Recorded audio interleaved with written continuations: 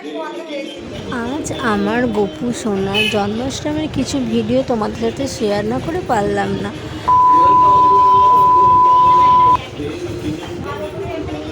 আজ আমার গপু সোনাকে কত মিষ্টি লাগে দেখো।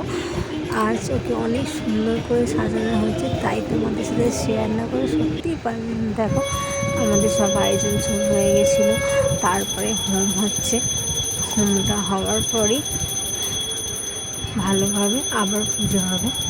হোমটার জন্য সব জোগাড় যত্ন করা হয়েছে, সবাই অঞ্জলি দেবে বলে প্রস্তুত। হোমটা হয়ে গেলেই কারণ আমি তো ওখানে যেতে পারছিলাম না, কারণ এত ভিড় যদি পড়ে যায়, সেই জন্য যাই ওখানে। আমি এই সাইডে বসেছিলাম, কারণ তোমরা আমাকে দেখতে পাবে না। আমি ভিডিওটা করছিলাম, আমার বড়বাবু কাজ করছিল, তো তার জন্য ভিডিওটা করে দিতে পারিনি।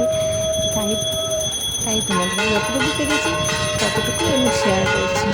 দেখো আমার বড়বাবু আয়োজনে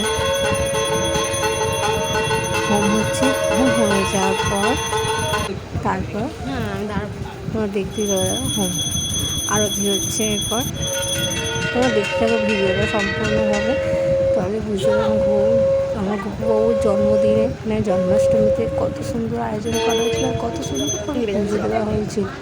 দেখো তোমরা দেখতে থাকো ভিডিওটা পুরো।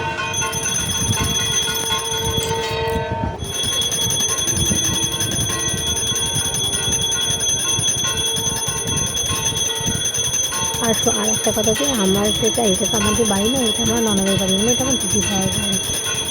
তো তার জন্য দিদি ভাইয়ের বাড়িতে আমাদের আমি ওষুধ ছিল বলে পুজো করা হয়নি, তাই আমাদের বাড়িটা খুব বলেছিল যে আমাদেরকে আমার দিদি বাড়ি পুজো করলেও হবে, তার জন্য দিদি ভাইয়ের বাড়ি পুজো করা হয়েছে।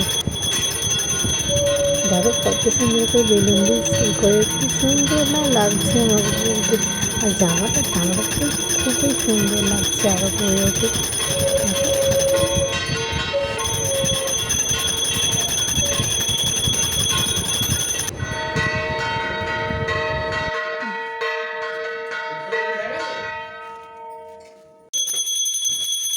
হোম সম্পূর্ণ হয়ে যাওয়ার পর হোমে যে তিলক করি আমরা, হোমে সেই তিলকের টিপ যে করি আমরা, সেটা তুলে নিতে ছাই একটু ঘি সব তুলে নিল বাটির মধ্যে।